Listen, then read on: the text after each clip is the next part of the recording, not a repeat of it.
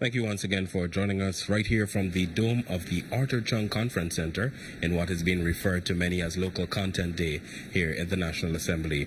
At this time, I'm privileged to have in studio with me the Attorney General and Minister of Legal Affairs, Honorable Anil Nandlall, and we'll be having that discussion or continuing the discussion about the two specific legislations that will be tabled today and his views on it. Thank you so much, AG, for being here. It's a pleasure to be here to speak on the legislation. Yeah. So I want us to understand, first of all, from 2015 to now, what were some of the hurdles? How long did it take for us to get here? Perhaps some of the challenges. And, we're finally here. This bill is being presented. So first of all, let me say that the Local Content Bill and the Natural Resource Fund Bill are two of the most important pieces of legislation we have enacted, or we have laid before National Assembly, and hopefully we will soon enact since independence. These are two pieces of legislation that are fundamental to nationhood and to the interest of every single Guyanese, and of course, they protect the welfare of generations of Guyanese in the future. Today is indeed an important day in the legislative history of our country. For the first time, Guyanese have an opportunity protected by the law and ensconced in our legal system to get their dues from the natural resources of our country. Having said that, this was not a simple exercise. We are dealing with legislation that are completely new to our jurisprudence and indeed to our people. We are dealing with a sector that is also new to our economy and to our people.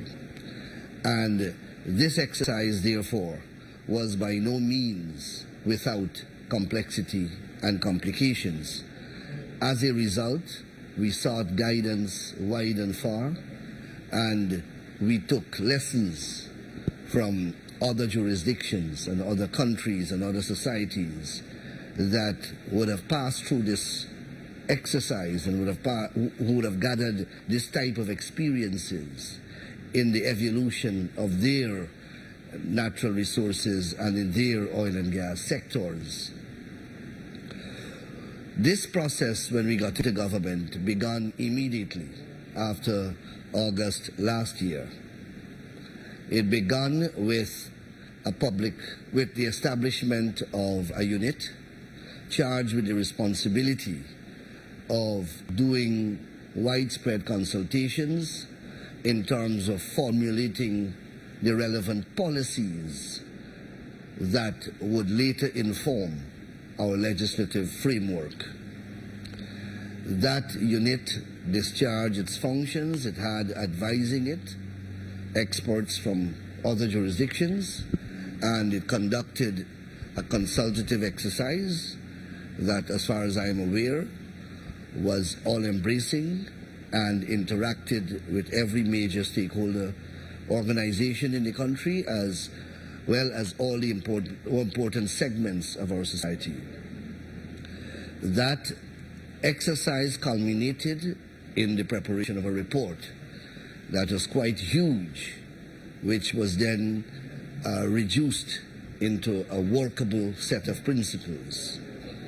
And it is those principles that we used as a platform to craft the two pieces of legislation.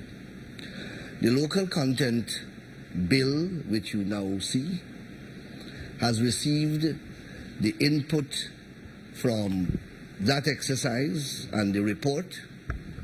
It received the input from experts from around the Caribbean and elsewhere.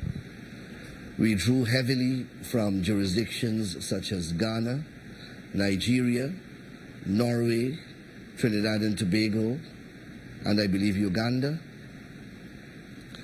We consulted with the private sector commission, and then the wider private sector. We consulted with professional organizations. We, of course, consulted with the sector itself and licensees and operators within the sector. So the point I want to make is that these two bills have benefited from a tremendous amount of consultations and engagements, both nationally and internationally. Only a few days ago, we had an entire day of interactions both with our local business sector as well as with the oil and gas sector operators and licensees and companies operating within those sectors. Speaking on the oil and gas, on the local content, bill alone, that bill seeks to strike a balance, and that must be understood. On the one hand, you have a sector who believe that there should be no local content. They believe that they should be allowed contractual freedom to operate in their sector as they wish, to procure goods and services from whom they wish, and to hire whom they wish and pay them whatever remuneration they wish. So that's one extremity. On the other extremity, you have a local business community who believe, and rightfully so, that they should predominate the sector and they should provide goods and services to the sector exclusive of any other provider, and they should provide all the employment needs of that sector. Neither is possible. Government has to chart a course that strikes a vital balance in these competing interests in what is considered to be in the best interest of the country and at the same time in the best interest of the sector. We want the sector to succeed for the benefit of all Guyanese. So government proceeds or has proceeded and will continue to operate upon those fundamental axes. It must be recognized that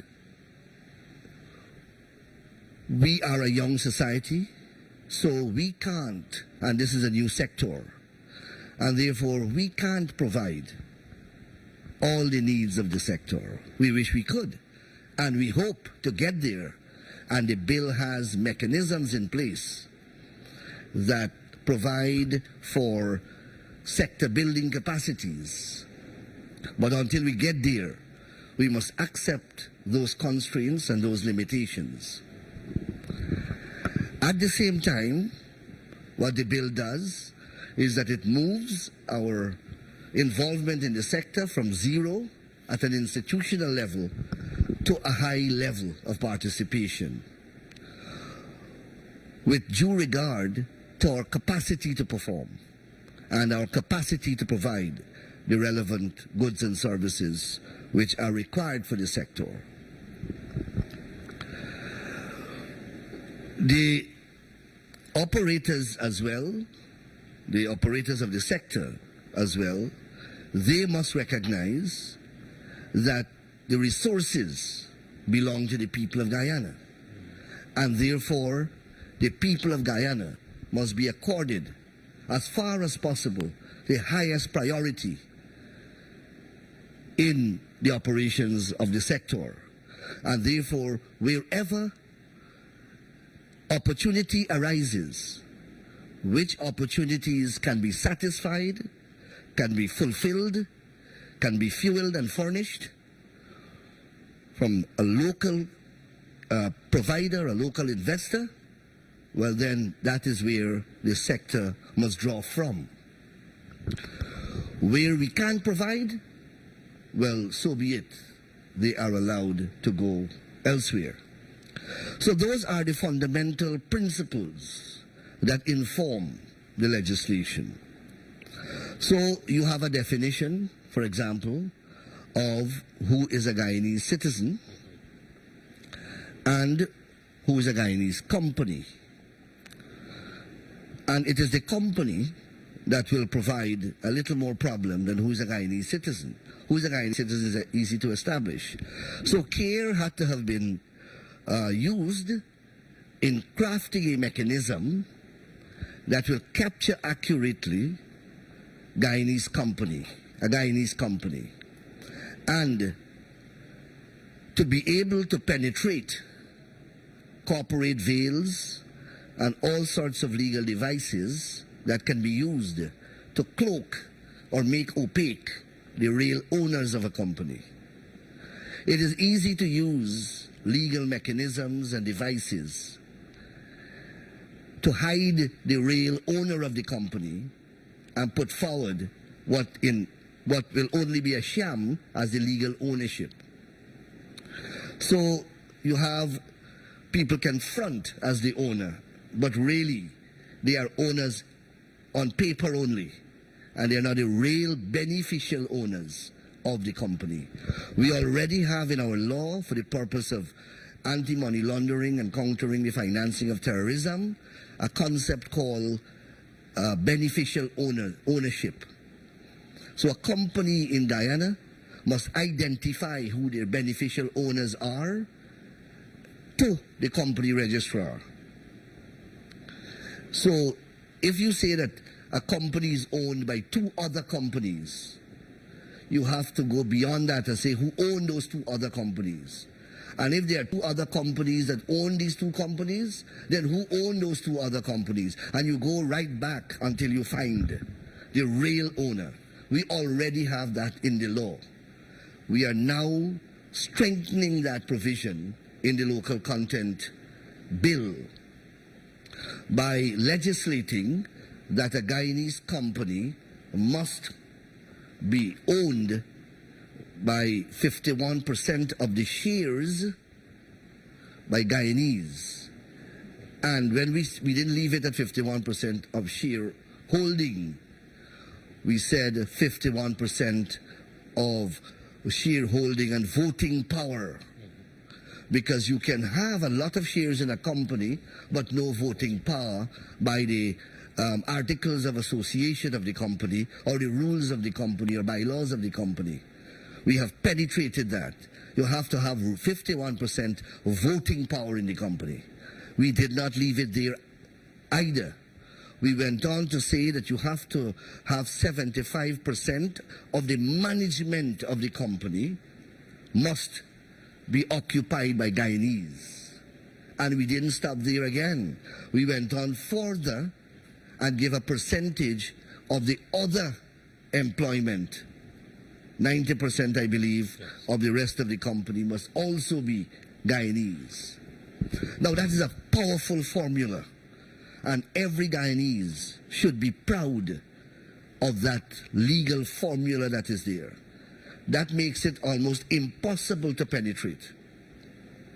So Guyanese now are guaranteed a permanent and a significant place in the oil and gas sector, both in terms of providing employment as well as providing goods and services. And that is extremely difficult to penetrate legally. Secondly, there is a register. And every Guyanese every Guyanese company who desire to participate in that industry must get themselves registered on that register. And it is that register that will be the database from which the sector must draw whenever it requires employment or services, right? And recognizing that there are certain areas where we have to regulate. We have put in percentages. So you must, if you want transportation services on the ground, we can provide a lot of that, nearly all of that for the sector. Yeah. So we have a percentage there that's very high for local content. If it is some offshore activity, we may have limited capabilities there. So the percentage that is earmarked has a corresponding relationship with our capacity to provide the relevant service or services to the sector based upon our capabilities. Significantly, that those schedules, if I may call them that, because that's what they're called in the Act, can be adjusted very easily by the minister. And he can do so by an order. So quickly, if we see that we have shortchanged ourselves in a sector on the schedule, the minister can by an order make the requisite adjustments to bring us in line with what our capabilities are. If, for example, we have overestimated our capabilities, then the adjustment downwards can be done as well. Every operator in the sector must provide the minister and a secretariat. This whole bill is going to be monitored and oversighted by a secretariat with professionals, not politicians, trained and qualified in the various areas and duly competent to perform efficiently the functions that devolve upon the secretariat, and there are a whole host of them. Every operator in the sector, licensee or you're operating on an agreement, etc., will have to provide two plans, what you call a master local content plan, and that company has to state what their plans are and what their policies are in relation to local content over the next 5-year period. And then they have to submit annual plans which will show their 1-year activities and how they plan to satisfy the local content requirements of the Act. Elements of that plan, save and except confidential aspects of it, and if it contains proprietary information, those information will be accepted and those plans will be published on websites and made public. So everybody in the sector will know, every Guyanese would know what are the requirements. What are the requirements for the year and what are the requirements for 5 years, so you can have capacity building. A part of those plans also include educational interventions by these companies designed to build capacity, local capacity. So you have a fair opportunity. And what is important is that everyone ought to have a level playing field to participate. Right now you have, the complaint is that the industry is very close-knit and a few selective businesses are getting the work. That can't happen anymore because the sector itself has established some kind of unit that regulates how they get work and so on. The secretariat will run that. The state will manage that, and not no private organization. So favoritism would be eschewed. Discrimination would be eschewed. And this secretariat will have to ensure that the laws are administered in accordance with the letter and spirit of the Act. In the event, and of course they have their the procurement process is also addressed in the legislation. And the procurement process is one that is competitive, that is fair, that must be transparent, and must be accessible to all. And it must provide for local content. Depending upon the activities, the schedule will apply. And you bid based upon what local content percentage is prescribed in that schedule. Where an operator or a licensee wants to go outside of local content to procure a particular goods or a particular service, there are grounds in the Act that they must satisfy in an application to the minister before they get a waiver to go outside of Guyana or to recruit from outside of Guyana, services that are available here. They have to show that the services are not available in Guyana or it is impracticable, etc., to get that kind of service in Guyana. So there is a whole network of provisions in the Act that concatenate to build a strong framework to ensure that Guyanese benefit as far as possible and in many ways as possible from the sector. But you have to be careful also in how you regulate, because you have to be conscious of other sectors that you want to improve and develop in your country. And that is why some people may look and they may see hotels not there. But if you put a percentage now on hotel, for example, what happens to the hotels that are about to be built? Yeah. You want those as well, right? At a later stage, one can always adjust. So it's a very delicate exercise, and one has to be very mature, and one has to be very sober and dispassionate in one's examination, of national capabilities, what we want going forward, and making the sector be able to continue to operate. Significantly, the law allows an entire year for and recognizes existing operations. So, in other words, it's not as soon as the law passes, it means that all contracts with existing operators will terminate. Because remember, they may not satisfy the Act.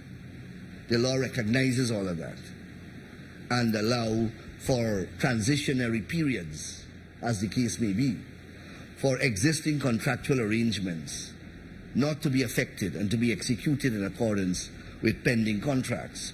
But a long period of 1 year is given for one to get oneself in order for the Act to apply. Another important point that I want to highlight before you come in is dealing with the issue of a person not being on the register.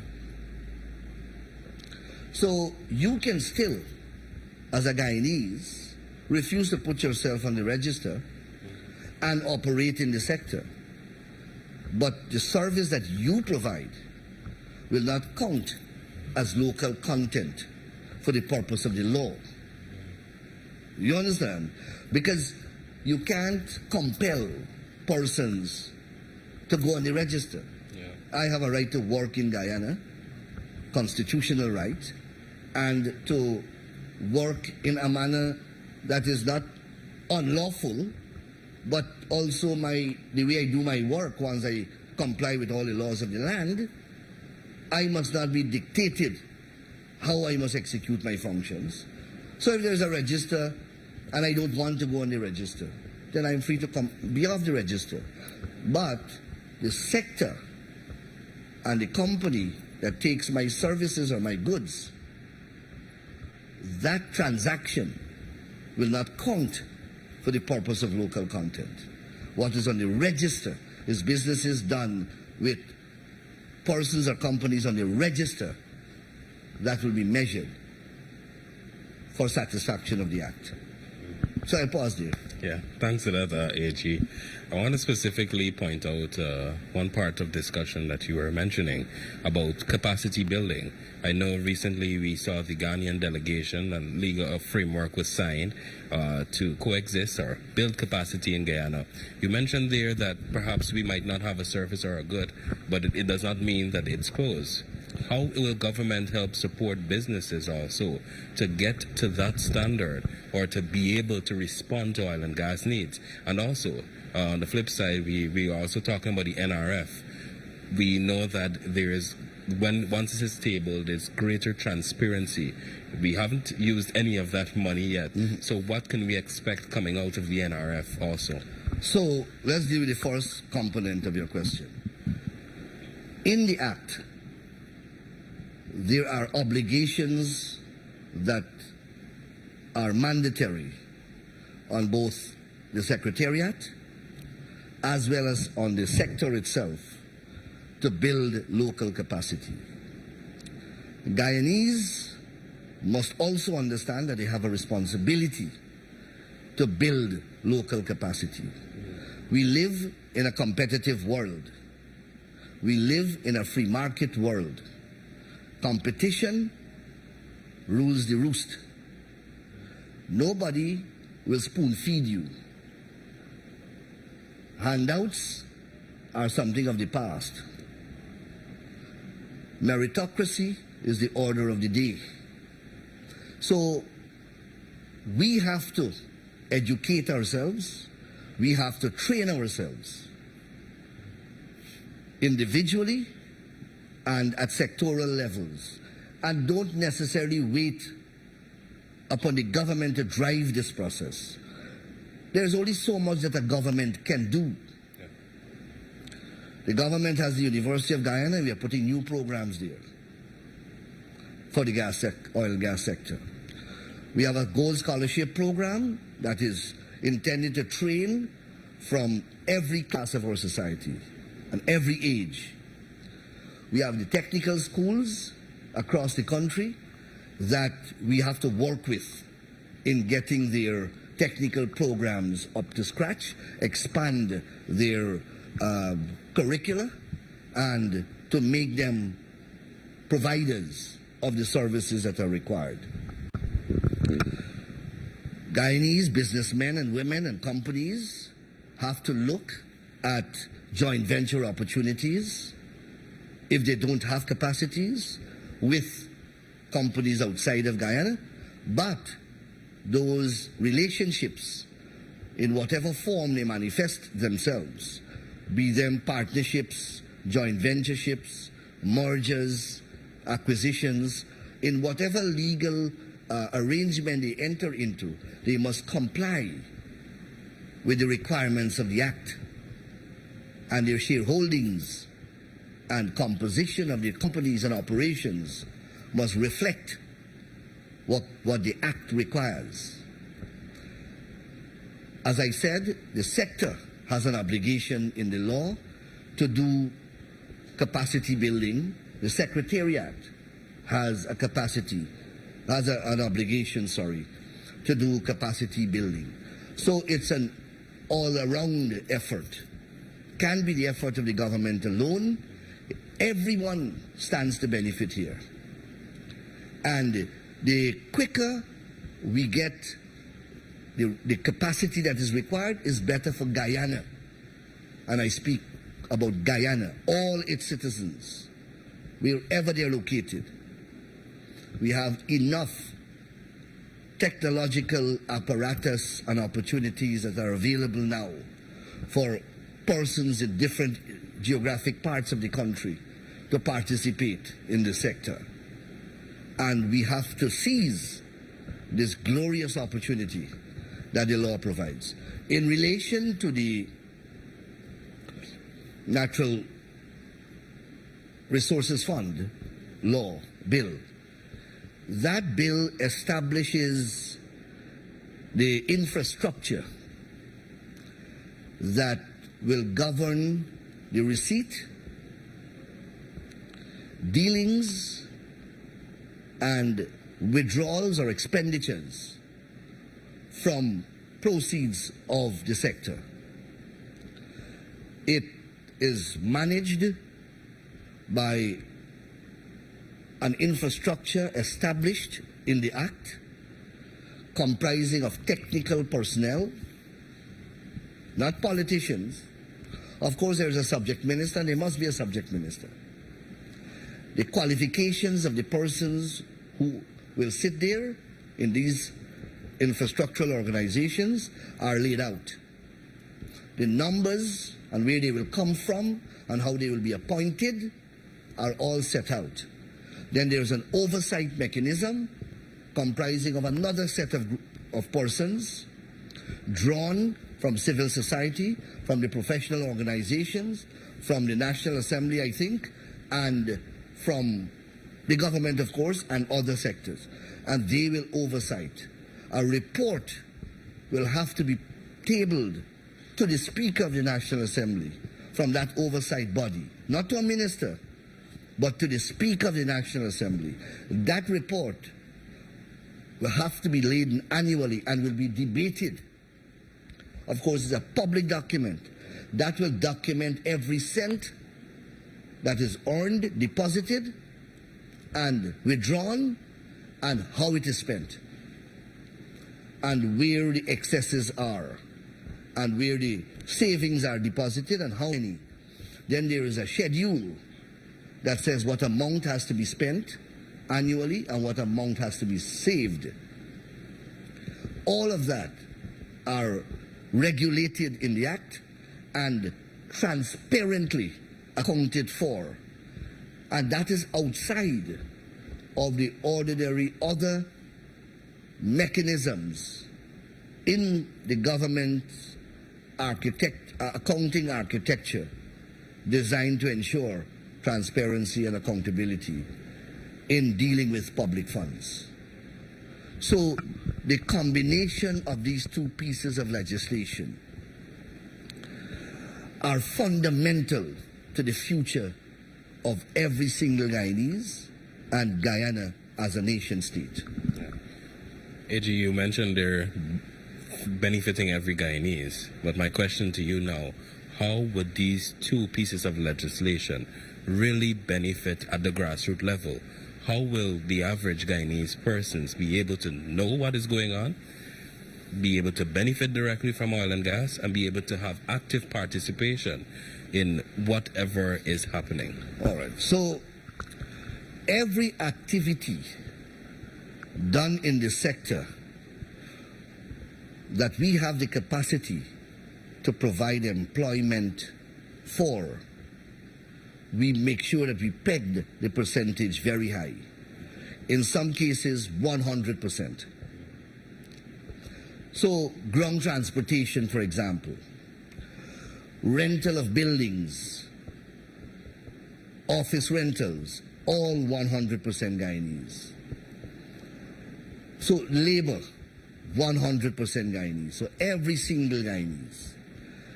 Whatever services, whether it's provision of food, vegetables, fruits, those percentages are relatively high. So every Guyanese has an opportunity to benefit. All they have to do is to put their names on that register. That's the safest thing. Though, as I said, omitting to put your name doesn't exclude you completely. But if you want an opportunity to participate fully, that is what you have to do. Get your name there. Secondly, follow what we have to read. You have to follow the advertisements that will be placed. You have to follow the reports that will be published. You have to look out for the vacancies that will be advertised. How they will know about the funds, you have to read. You have to get the reports. You have to listen to the Parliament. You have to hear the debates. And we have enough civil society organizations who are designed in their activities to oversight government spending. But government itself will be executing a number of initiatives, all designed to make the sector transparent and to make the receipt and expenditure of funds accountable and transparent as far as possible. So every Guyanese will have an opportunity if he or she wants to know. I mean, if they're home in your village and you don't come out and you don't read anything, well, cat eat your dinner. Right? This is not the time now or the age where one goes around with a bell in your street and say that we have 1,000 jobs, come and apply, and beg you to go and apply. Those days are gone. We live in a different world. We live in a competitive world, a world that decisions are determined and circumstances are created and determined by competition and by market forces that sometimes are outside of the scope of government and beyond the control of government. Government is regulating only, and we are to create a fair opportunity. That's all that we can do, lest we be accused by one side or the other of unduly interfering. We are a regulator in the sector, and that's what democratic governments do. My final question to you at this time, AG. I want to know, we've seen the legislation being tabled today. It will become law. Have consultations ended? We are still growing as an economy. We're still dealing with challenges across the world, COVID-19 being one of them. But have consultations ended on this? In a democracy like ours, and where a government like ours has promised to govern in a consultative way and to govern in a democratic fashion, consultation never ends. That is why the minister has been invested with discretionary elasticity to vary the measurements that we now have in the schedules by an order. Reports are going to be tabled. Plans are going to be examined. As we get more experience in the sector, remember we are only in our embryonic stages. We can't assess accurately the capacity of this sector. This is a multi-billion-dollar, complicated sector, very specialized in many, many areas, in activities that are totally alien to us. We have to learn. We have to look at other countries that have had this sector within their realm for decades. Trinidad is 100 years, Venezuela 150 years. We have to assess our local capacity. We can now, for the first time, we have some type of barometer by which we can measure local capacity. When we get that kind of data, then we have to consult. And we will only get that data also by consulting. So this is a very fluid exercise. This infrastructure is very mercurial. It will change, but it can change, it will change. It's very dynamic. What I can promise you, that the changes that will be made and the dynamism that it will exude will be in relation to creating greater opportunities for Guyana and its people. That is a promise I can make on behalf of the government. Thank you so much, AG, for taking time out to be here as we discuss both pieces of legislation tabled today in the National Assembly. That's both the Natural Resources Fund and the local content legislation. And, of course, we wait until the next steps. And, of course, Guyanese will keep their ears on the ground to benefit, too. Well, I invite all Guyana to follow the debate of the bills, that those debates are scheduled for the next sitting of Parliament, I believe the 29th of December, as the middle of the holiday season. But I suppose it will provide a lot of information, and the way our Parliament functions, a lot of entertainment as well. So I invite all Guyanese to join us in the debates and to look at these programs. We have arranged a series of programs. I know that we have showcased several of our young professionals who have worked earnestly and honestly and assiduously in the crafting of these bills and in the execution of the consultation exercises. I want to take this opportunity to congratulate them. This was a truly Guyanese effort by Guyanese professionals who worked hard to produce our first legislative expression in the sector. And